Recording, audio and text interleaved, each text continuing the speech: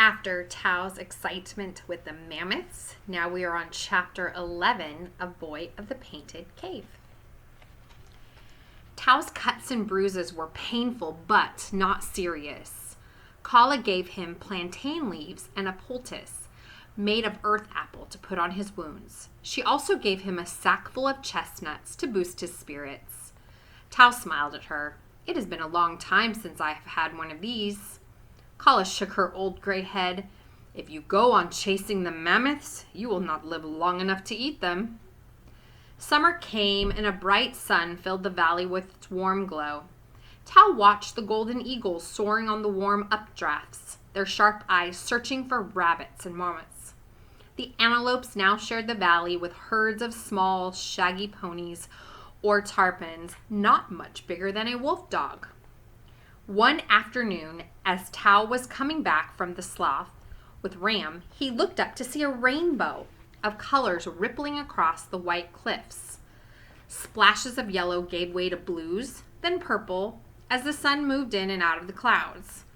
Then, suddenly, he saw a bright flash of white light come from the top of the limestone cliff. For a moment, it danced and flickered in the sunshine. Tao shook his head, puzzled, wondering what would make such a strange light. A moment later, he saw it again. It sparkled and shone like a star beckoning him. He walked across the open field, and each time he saw it, he stopped and tried to think where he had seen that light before. When he reached the foot of the cliffs, he stood quietly watching as it flashed on and off in the sunlight. Then, all at once, it came back to him. And he knew what it was. It was the shining stone. A broad smile crossed his face. He forgot about everything else and started to run. "Come, Ram," he shouted, pointing to the top of the cliffs. "It is our good friend Graybeard. He is making his magic." Halfway up the cliff, Tao stopped at his little cave. Then he tied his spear over his shoulder with a leather thong. He picked up the bag of chestnuts and tucked it under his belt. Then he started to climb as Ram followed. They went up a narrow, winding ledge, picking their way over jumbles of loose rocks and stones. Soon the path became steeper. Tao reached out, grasping the stunted pine shrubs that grew from the crevices along the rock wall. He stepped on jutting rocks, and his fingers felt for cracks and crannies to pull himself up. Ram was a good climber, but at some places, his paws slipped and scraped on the uneven surface. Once Tao helped him around on an overhang, and twice he had to pull him up by the scruff of his neck. Frequently, they stopped to rest, and, little by little, they made their way up the steep limestone wall. As they came closer, Tao saw Graybeard's wrinkled face looking down over the edge of the cliff. He wondered how the old man had made such a difficult climb. Breathing hard, Tao pushed Ram over the top. They pulled himself up the rest of the way. Graybeard reached down with a bony hand and helped the boy to his feet. He was smiling broadly. "You saw the light from far off, and you knew it was the shining stone?" "Yes," said Tao, glancing into the old man's blue eyes. "Your magic is good, but it is hard climb even for a boy." "Yes," said Tao, glancing into the old man's blue eyes. "Your magic is good, but I'm so sorry." "That is why I chose this place," said Graybeard. "But there's an easier way. I will show you later."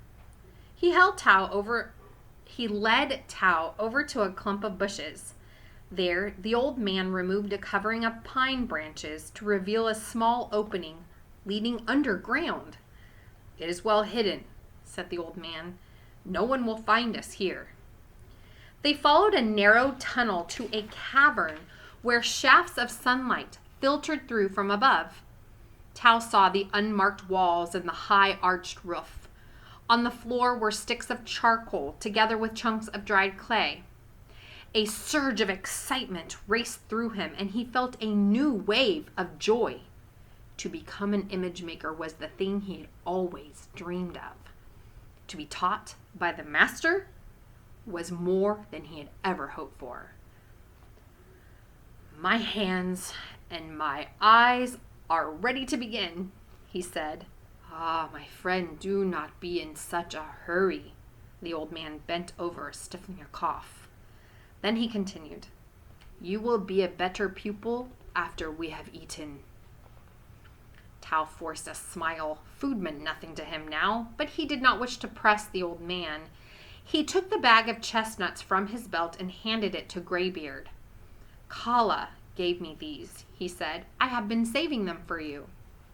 Graybeard opened the skin sack and peered in. He took out one of the shiny red nuts and held it up in his thin fingers, smiling.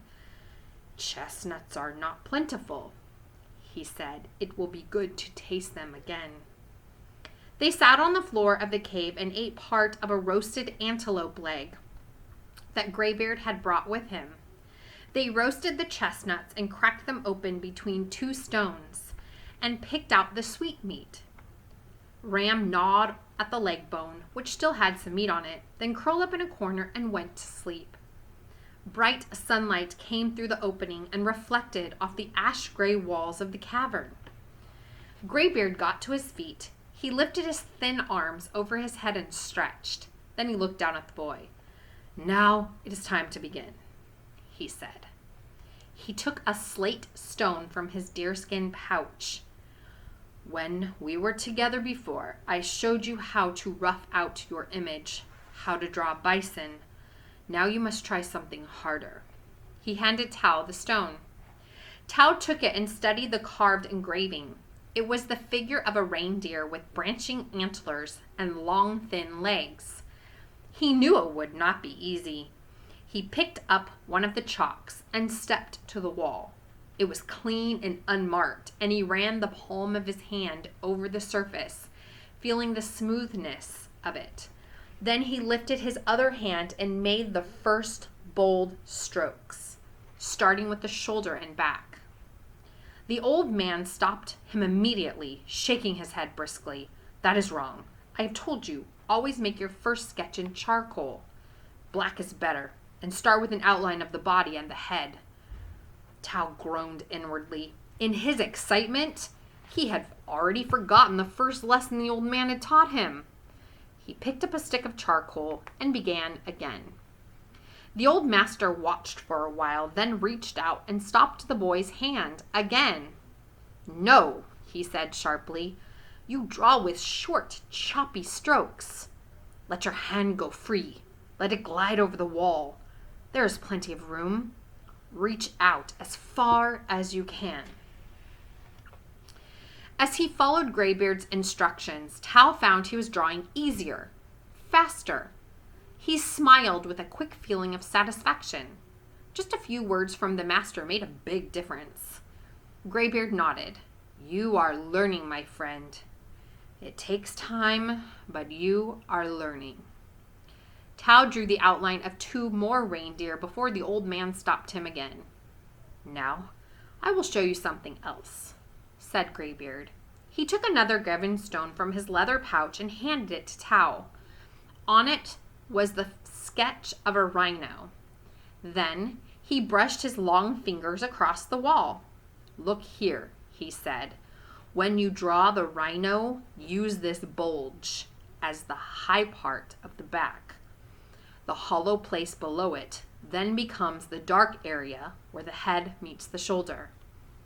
Tao did as he was told, outlining a large rhino. When he had finished, he stepped back, his dark eyes wide with wonder. "Look," he says, "it begins to live." Graybeard picked up the charcoal. "Now, if you wish to show many animals together, you outline the first one, then draw a row of heads and legs, one after another." Graybeard sketched a bison on the wall, then drew a series of heads and legs close behind it. Again, Tao was surprised. With a few quick strokes, the old master had created an entire herd of bison. He could almost see the flashing eyes and hear the pounding hooves. "It is magic," he said. "Now I will try." The old man shook his head. He walked about the little cavern, stretching his arms over his head. That is enough for now. Tomorrow I must go to the camp of the lake people. When I return, I will show you how to paint and mix colors. For that, we will need some fish oil, some animal fat and blood, and some eggs and honey. The following morning, Graybeard took Tao west along the top of the cliffs until they came to a narrow path leading down to the bottom. It is not so steep, said the old man, and much easier to climb. They walked across the valley until they came to the river. When they were ready to part, the boy said, "Thank you, Graybeard. I will work hard to make the bison live on the cave wall. Then someday maybe I will be nearly as good as you are." The old man smiled, tugging at his beard. "Maybe better," he said. "No one can be better, but I will try." The old man walked away, coughing heavily. Tao called after him, "You will be back soon?" "Do not be impatient," said Graybeard. Tao caught the flicker of a smile. "You have enough to do while I am gone." In the days that followed, Tao practiced his drawings. In between, he collected materials for the next lesson. He searched along the dry stream beds for saucer-shaped stones that could be used to mix paints. He scooped wet clay out of the brook and wrapped it in fresh green leaves to keep it moist and soft. Down at the slough, he caught 2 big fat carp and brought them back to his cave, where he baked them over an open fire and squeezed out the oil. Kala gave him a large seashell, 3 duck eggs, and a jackal skull full of honey. When everything was ready, he stored them in the hidden cave at the top of the cliff to wait for Graybeard's return. They still needed some animal fat and blood. And one day, near the edge of the swamp, Ram picked up the scent of a boar. He tracked it into the spruce forest, where he brought it to bay in the middle of a berry thicket. It fought viciously, twisting and lashing out its tusks. Tao threw his spear with all his strength. The boar squealed and thrashed about, then lay still. After he skinned the animal, Tao scraped out much of the fat and collected some of the blood in a hollow bone. He cut off the head and the best parts of the meat and tied it together in the skin and brought it back to the hidden cave. There, he stored the blood and fat away to be used for the mixing of the paints. The meat and the rest of the animal he brought back to Kala and the clan people. Soon the odor of roast pig drifted through the little camp as the woman speared the legs and ribs on spits and turned them over the open fire. The people were pleased, for it was not often that they were treated to such tasty fare. Even Volt was more friendly. He gave Tao the tusks from the boar's skull to wear around his neck as an amulet and as a token of his hunting skill. Tao was happy to please Volt and even Garth. He wished he could tell Volt about Ram and how the wolf dog could hunt, but he knew the leader would not listen, so he held his tongue. Yet he wished that someday Ram could show his worth in front of the entire clan. Then maybe Volt would know the wolf dog was not an evil spirit. Chapter 11, Boy of the Painted Cave.